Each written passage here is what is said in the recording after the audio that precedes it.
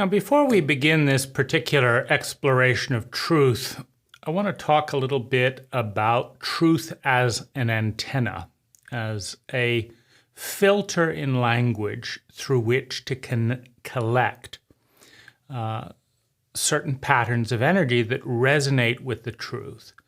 So you take the circle, the one, and you divide it into language. You divide the circle into bits. And having divided the circle into bits somewhat erratically, somewhat intelligently, you then string the bits together. You give each of the bits a symbolic name. Those are called words. And you string those bits together. And the outcome is a particular shape, a particular antenna. So you have this word like this word like that, this word like this.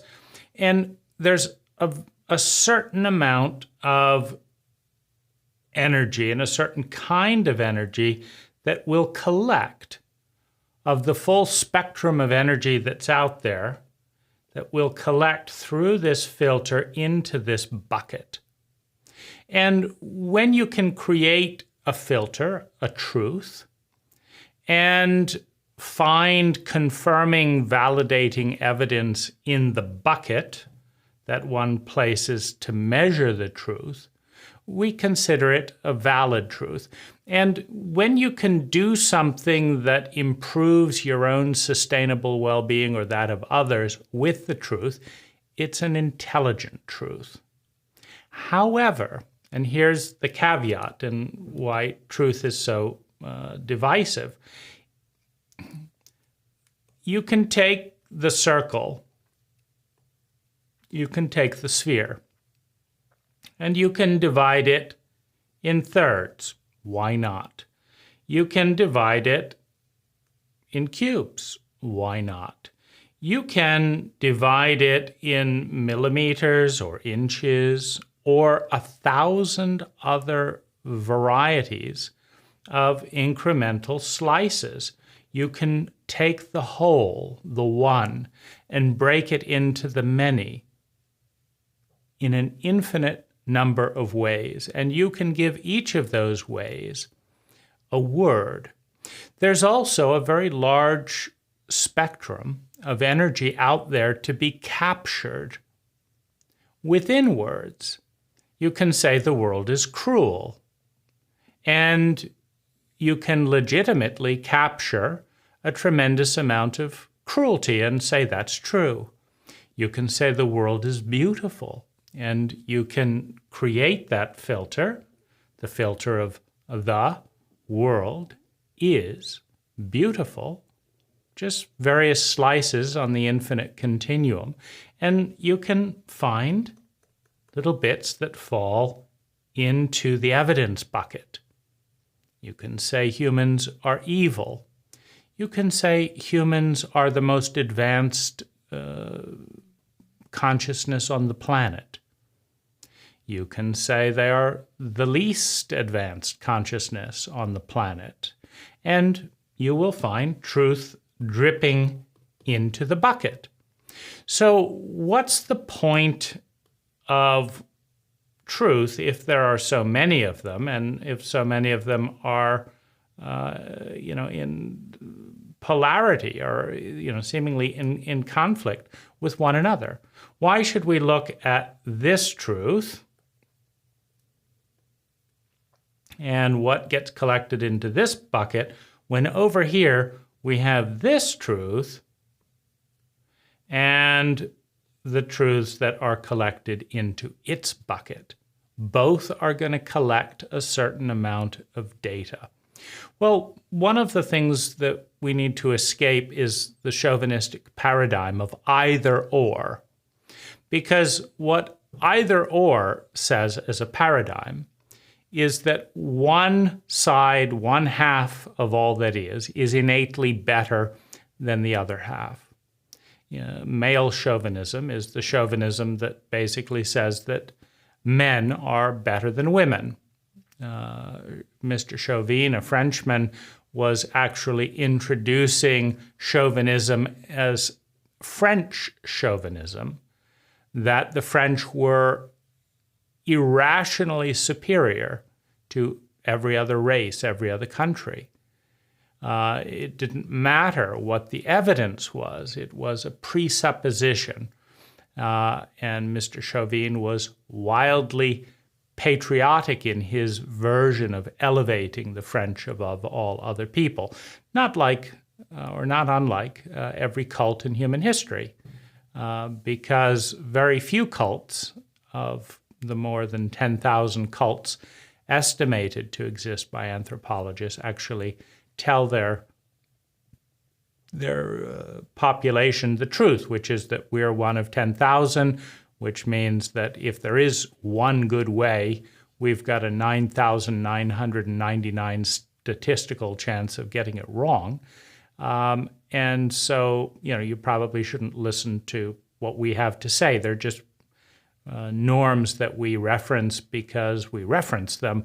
They're not necessarily better than anyone else's. And, that would be the end of cult and culture as we know it, because, it would invite scrutiny at the tremendous amount of inane practices that almost every cult embodies, and asks its members not to question in order to sustain the comfort and the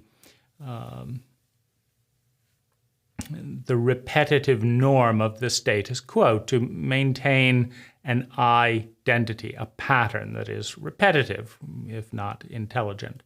So what we're going to look at here are a couple of words. Pain is an illusion. Separation is an illusion. Suffering is an illusion. Fear, pain, and suffering are illusion. That the only ultimate reality is conscious, sustainable fun. So the only ultimate reality equals conscious, sustainable fun. And we're going to collect a little pot under this equation. And I'm expressing this visually because to most of the world's population through most of history, these words are gibberish. Because for most of human history, for most of the population, they didn't speak English. And the only way that these words mean anything to you is the repetitive use of a symbol. And the symbol is arbitrary, just like this shape. Now, there are languages in Egypt and other places that do express words hieroglyphically. And so this could be as valid a language as anything else. And there are things that will collect in this bucket. Now, when we escape the tyranny of the either or, it's this or it's that, then we start to move towards something called depth perception. Now, we have two eyes. One eye is over here. One eye is over here. Why? Nature doesn't like waste. Nature is incredibly intelligent. Why two eyes? Well, when you look at an object, let's take a triangle here.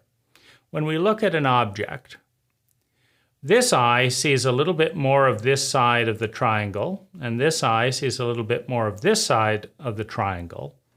And between the two of them, we get depth perception. Because if we had no depth perception around a triangle, we might just see it as a line and then not grasp until we touched it that it was actually a three-dimensional object. And so this depth perception, this third dimension, is facilitated, is amplified by synthesizing two diverse angles looking at the same thing. Now, someone who is mentally agile can look at an equation, a possibility, an object from 360 degrees. It's absolutely true. It is absolutely not true. It's one of the things taught to language debaters. If you're going to debate something, you want to be able to make your opponent's argument and be coherent and convincing, and you want to be able to make your own argument and be coherent and convincing. And what you're looking for is a truth that is ideally bigger than just one perspective. And if we take away the triangle and just think of the Earth, the South Pole here, the North Pole here, the Southern Hemisphere here, the Northern Hemisphere here, and imagine that we're looking at the Earth from one perspective. Well, we're very small, and so let's say that we're down here in Brazil. And someone asks us, is the Earth hot? Well, of course it's very hot. The Earth is very hot. Well, let's say the reporter tunes into someone up in Alaska over here and says, is the Earth cold? Oh yes, it's very cold. Now, in an either-or paradigm, you get stuck in these divergences because you think, that can't be right. Which is it? Is it hot or is it cold? I want to know. I want the truth. Give it to me. I don't want to hear all the thing. I just want to know. Is the world hot or is it cold? It's a simple question. The trouble is the mind of the person asking it is too simple to understand the implications of their own question. Because at any given moment, the Earth is hot and cold, dry and wet, erupting in a volcano and covered in ice. It's at war and at peace.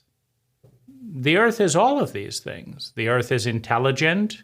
It is stupid. The Earth is creating. It is destroying. And this gets confusing when we're looking through this narrow lens. Now, the most intelligent person who wanted to understand the Earth would synthesize the data. They would say, oh, it's hot over here, it's cold here, it's a little bit hot and cold over here. There seems to be a pattern in temperature going this way and this way. Good to know. Okay, Yemen is at war. Russia is at peace. So-and-so is dissenting here. And you get data points. Now, in order to collect a clear picture of something as complex and big as the Earth, let alone as complex and big as reality, you need lots of data points. Now, that's what a human perspective is, a data point. If you ask me, is the world a fair place? And I say, no, it's completely unfair. You have a data point. You say, there's a person over here who's experiencing inconsistencies and injustices of various kind, and that's good to know because that's going on over there from this perspective. And you go over here and you say, is the world fair? Well, the person that's just won the Nobel Prize thinks it's very fair, because maybe some of the other Potential winners think it's ridiculous that their thing wasn't there, so it wasn't fair over there. But in that corner of the world, things are very fair in that particular moment. And so you're gaining insight, you're getting data points, and you're getting a more complex, multidimensional view, which is elevating in consciousness and elevating intelligence. And so what we're doing, when we're looking at this particular truth, is we're adding depth perception. We're adding to the paradox, the possibility field. We're not substituting one for the other. How is it that pain and fear of pain, which are the biggest contractions for a human being, are illusion? Well, the first thing is just understanding what we explored about words and language, that what's real is the one, is the whole. What's an illusion is breaking the whole into bits. We create a grid, but the grid isn't real. The words are not real. And here's what I mean. We take a fingernail and we say this is a fingernail. It's a nail on a finger. Well, is it sharp and pointy and metal? No. It's a different kind of nail. It sounds exactly the same, but this is a finger nail that isn't metal and isn't pointed, and that's a wood nail. It's a nail. It's a nail. We ran out of sounds to assign to something, but anyway, this is a bit of gelatin and stuff grown out of the things that's used for this and that and the other. And we say, that's what that is. But how can you claim that a nail exists? Well, it's separate. It's not the shirt over there. It's not this. It's not that. But they're both made out of atoms. They're both taking up space. They're both existing in the same time. They're both affecting one another. They're interacting. How can you say the nail is separate from the shirt if the nail wouldn't exist without the finger, and the finger wouldn't exist without the hand, and the hand wouldn't exist without the arm, and the left side wouldn't exist without the right side, and both of them wouldn't exist without the body, and the shirt wouldn't exist without the body? So how exactly is there no relationship between the nail and the shirt? They seem pretty interconnected. In certain areas, there would be no body without the shirt, and there'd be no shirt without the body. And how are both the shirt and body not connected to the entire lineage of the species? If the species didn't exist, would the shirt still exist? Well, if the shirt wouldn't exist without the species existing, seems like they're really part of one family. And so where do you get this distinction? How can you say that they're not all part of a complex ecology of interdependency with variation and unity simultaneously? And yet the words are emphasizing the variation, but the science is emphasizing the ecology and the unity. Well, we just make up words anyway and cut things into pieces. But the words are an illusion. They're our version of cutting things into pieces, and in many ways, the pieces we cut them into are far less real than the interconnected ecology that binds all things to all things scientifically. You can build a multidimensional formula, equation, that connects this finger to Mars, to the solar system, to the universe, to the beginning of all things. I mean, if there was no Big Bang, would there be a fingernail? Well, if there was no fingernail, would there be a Big Bang? Because what has to not exist in order for the fingernail not to exist?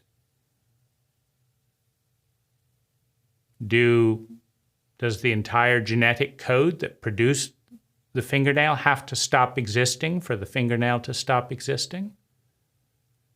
What about the code for life that gave birth to the human species that gave birth to the fingernail? Does that have to not exist? And if human life doesn't exist, then the words that humans use to chop life up into little pieces don't exist either. And so does any sense of our version of reality exist if we're not here to fabricate it? Quantum scientists notice the disturbing fact that photons behave differently at the subatomic level based on what is being observed and measured. In other words, they show up where the party is. They show up based on who's looking through what, waiting for them. So we cut words into these little bits, and then the reality of the mathematics of a circle or a sphere is infinite numbers of dots, infinite numbers of refracted lines.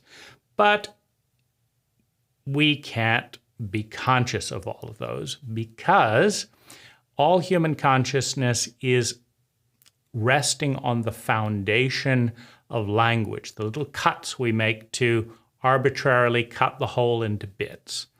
And in those little cuts that we've made to cut the whole into bits,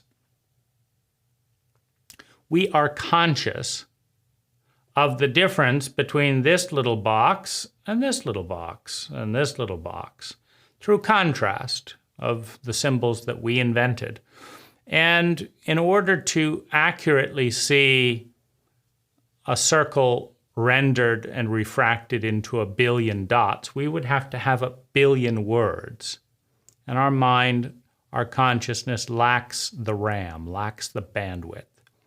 And so we dumb the circle down into a system that we can remember. We superimpose, let's say, a 6-sided shape on it. You know, that's being relatively generous.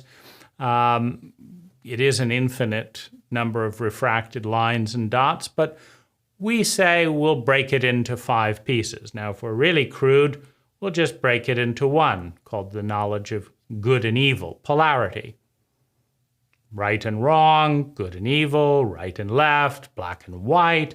We just take everything that is, cut it in half, and then what chauvinism does, taking a cue from Mr. Chauvin, chauvinism then says that this half is the good half, and this half, that's the bad half. And then proceeds on that premise. But of course, this is not mathematically sound, because if you do cut the earth in half and try to create your nirvana on one half and get rid of the other half, well, they both start spinning wildly, right? And start decaying orbit and losing this, and maybe they're spinning and bang into each other. And the rivers that are flowing from one half to the other, when they get to the edge, what do? How do they get replenished? Do the oceans that get cut in half drain off into space, or do they go into the molten core of the earth and burn up in steam?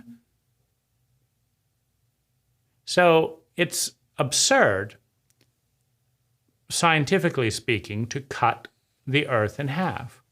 We talk about the good side and the bad side of a person. Okay, so you take a sword and you cut the person in half. You say, this is your good side. Now you go do good things. And this is your bad side. And you go kill yourself. Well, the body is dead as soon as you cut the two in half. And the same is true of the mental and emotional body. We just are so psychologically illiterate, we don't grasp what we do in medical science because as chauvinists, we've studied the physical body more than we've studied the mental emotional body. So it may not be readily apparent at our level of ignorance that to cut ourselves in half and only feel love and never feel fear and hate and anger and all that, wouldn't that be wonderful, right? We don't actually see the flows of energy between those two illusionary distinctions and how they move from one to the other. You say, okay, black is bad, white is good within the chauvinism of polarity.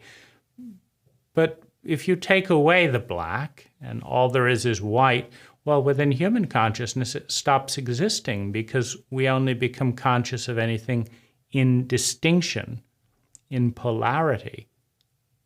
So if the good is really, really good, but you're completely unaware of it because there is no bad, have you done yourself a favor to render yourself unconscious? So we introduce this crude system.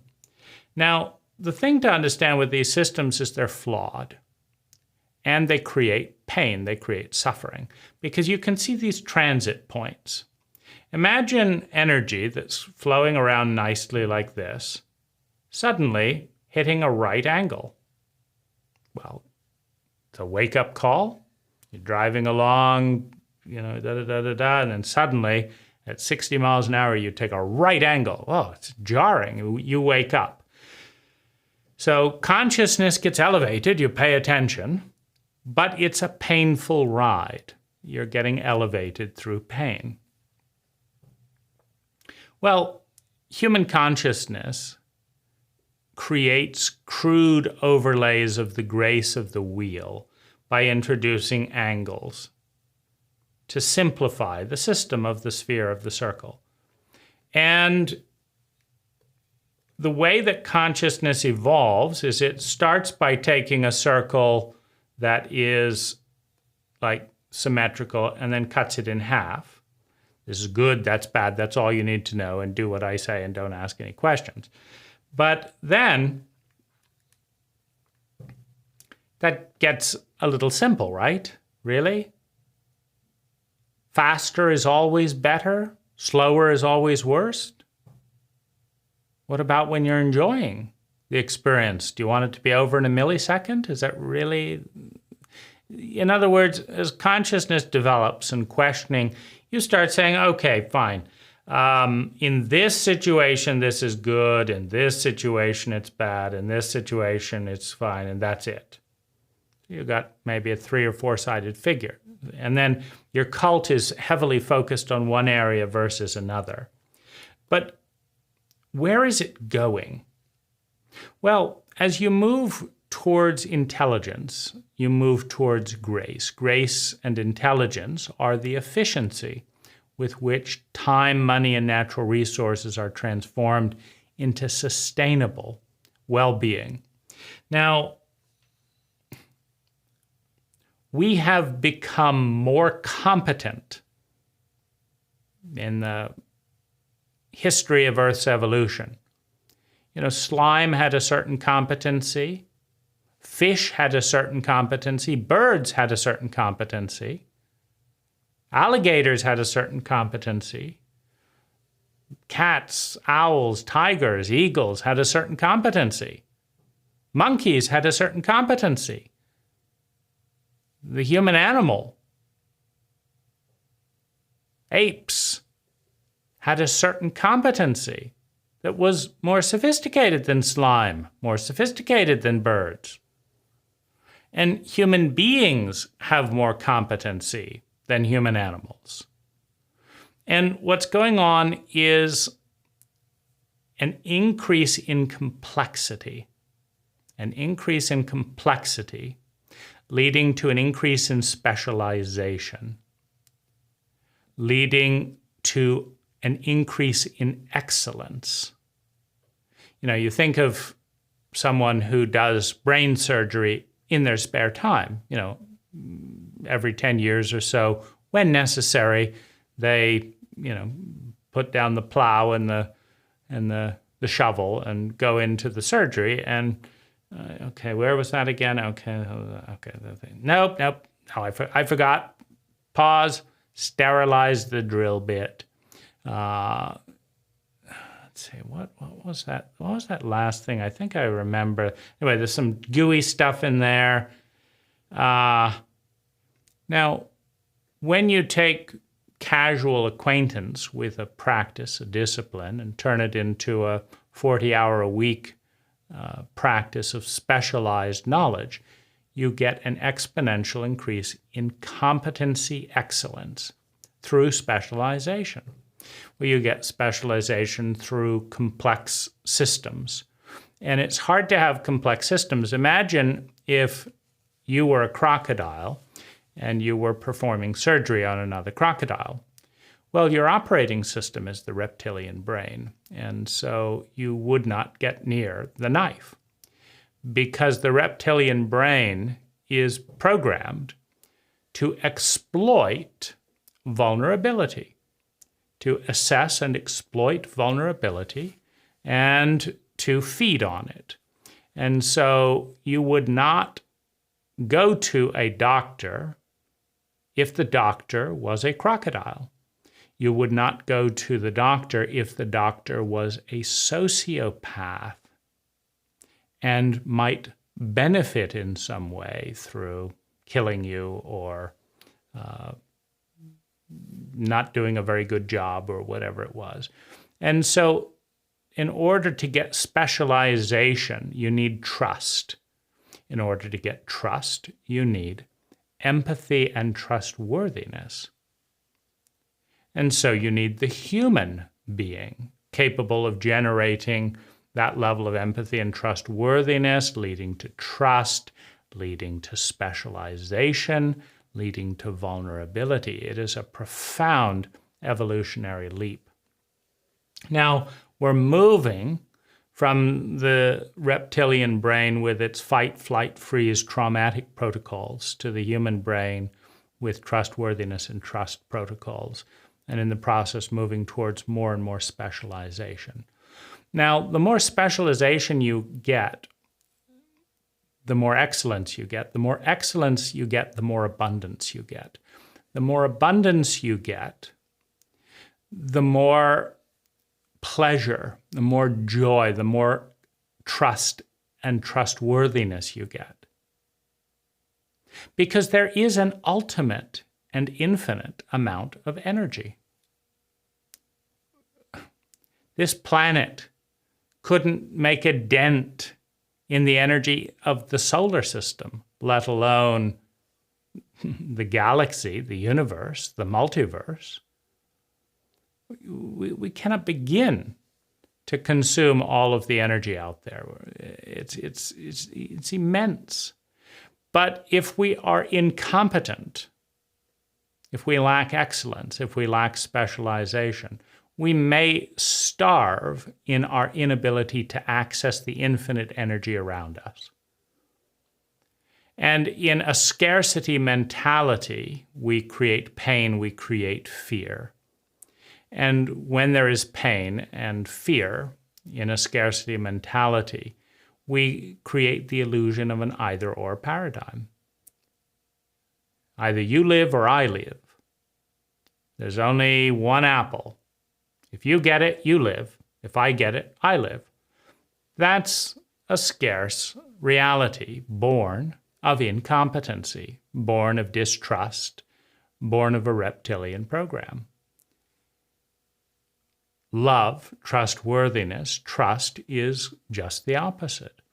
And it gives rise to an exponential release of abundance, which to the reptiles that are initially receiving the abundance, etc., is exploited and extracted and hoarded. That's the dragon phenomena, represented in The Lord of the Rings by Smaug, the hoarder of treasure, in the reptilian fear, greed-based paradigm. Now, where does this system end up? If we're becoming more and more competent, if we've already got the human brain and we're moving towards the transcendent brain, if we've got this level of competence and competency and excellence, and we're moving towards more excellence, more abundance and competency, where does it end up?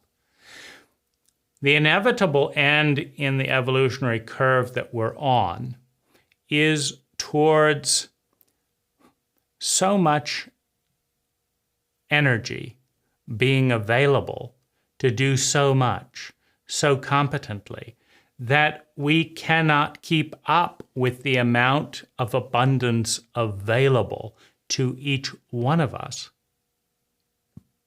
We can think of it in the next 50 years alone. When robots are 3D printing houses out of mud and powdered rock, adding resin from our landfills in plastic and maintaining them, you will not be able to give away all of the housing that is available. When robots are doing surgery remotely, 10 to 20 times better than the best surgeons today, there will be no medical expense. And when you have more than you possibly need, you cannot use guilt and fear and to sell products. It's a waste of time. So there's a tremendous amount of abundance in the probability field if we have the intelligence to reach towards empathy, to reach towards trustworthiness. Now, we may not have that intelligence. We may spiral down into the reptilian brain and with it create scarcity and then justify the reptilian brain and go round and round for a few 100,000 years. It doesn't matter. Because life will, if we destroy ourselves as a species, life will continue anyway.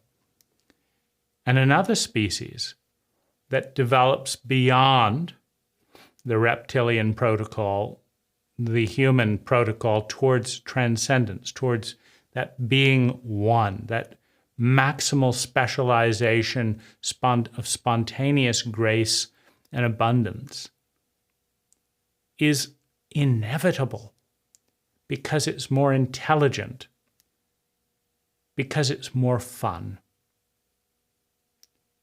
because it's more evolved, and because it's the direction we're heading. If you follow the curve, every single human being is destined, inevitably, at some point in some recycling protocol of energy, to experiencing conscious, sustainable fun. Conscious just means we can put it into words. Sustainable means that it's getting better and we know how to do that. Conscious also means we understand the process. And fun means that it feels good. Because it does. It feels more fun to have fun than not to have fun. It feels better to have fun than not to have fun. So once you have competency and you have consciousness and you have arrived at a level of fun, no intelligent person says, you know what? I know exactly how to have lots of fun. Exactly. And to have more and more fun every week. And to have all of my friends and everyone that I know have more and more fun. Indefinitely. But I think I'll just suffer more. Why would you do that? It's not fun to suffer. And so fun, conscious, sustainable fun, is inevitable for all life, certainly all human life. I mean, we have to be aware of the fact that none of these words mean anything to a great deal of existence that's already having fun, because it never left the wheel, it never left the circle to descend into the knowledge of polarity, which is human consciousness, which is the descent into language, black and white. Because before you have human consciousness, you just have existing. You don't have human consciousness of existing, you have existing. And atoms are having a ton of fun. And the fact that they're in depressed human bodies doesn't change any of that. Oh, you want to be depressed? Okay, great, let's do it. Let's do it. You want to have cancer? Great, let's grow all that cancer. These atoms are having a ton of fun being organized within the paradigms of human consciousness. It's the human consciousness that say, I don't want to die, but I'm killing myself. I don't want to have cancer, but I'm smoking, I'm doing this, I'm doing that, I'm dwelling on this, but I don't want to do it. That's human consciousness. At some level, having fun learning about, this paradigm of cause and effect. Now, once you create sustainable conscious fun at a high vibration, do you think you're going to reassemble, remember? To remember is to go back into what was in the framework of time and say, then there was this and this and this, and then there was this and this and this, and that was happening in 1874, and that was... Are you going to reassemble that landscape, or are you just going to have fun? And once you know how to have fun consciously and sustain that fun consciously, and you feel connected with all that is, and you realize that it was only the very narrow prism and prison of language that sculpted the illusion of human consciousness that exists only in the operating systems that cuts the whole down into bits and does it rather crudely, then you'll see that that itself, that misery, was part of the fun. Because the effervescence of fun to try and do every possible thing that could be done because it's more fun than not doing everything that could be done. It's a different perspective as existence reaching out and exploring itself than it is to be one small convoluted part of that existence caught in a prism of language that we believe is real, and so it is as long as we believe it real, but as soon as we delete it, it ceases to be. Now, it takes energy to create these convoluted systems. Even the paradigm of conscious, sustainable fun takes energy. And the question is, will we spend the energy to remember, to reassemble these convoluted patterns when they no longer serve their purpose, or will we let them go? And if we hold the truth, pain, fear, struggle is an illusion, depression, grief is an illusion,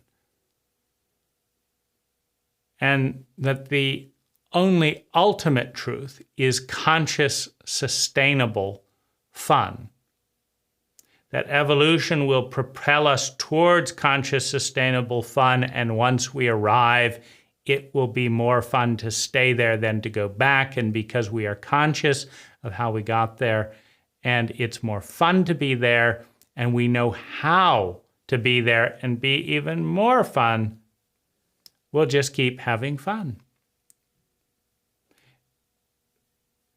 And these are also illusions and words that are not as fun as the raw existence, as the atomic ecstatic explosions that is sustainable fun. That is this entire fabric of reality coming out of less than the size of a pea in original energy density, just exploding into possibility. So all of this is ultimately less fun than simply being in the vastness of possibility beyond language. But language is a detour. We come out of consciousness into language very crudely, and then we work with language to become more and more sophisticated. And then we leave language as a technology in favor of a new technology, which, of course, we cannot imagine yet because we're thinking in terms of words. All thoughts are predicated on language. But it's so effortlessly the state of grace to just let it all go and let it all be on the other side of living a rich and full life. So that's where we're going. That's true. It's one of many truths. And like every single truth, it catches a unique bit of energy. And the full picture, the depth perception, the complexity of the object is created by how many truths we can look at simultaneously, because they're as real as we want them to be. Thank you.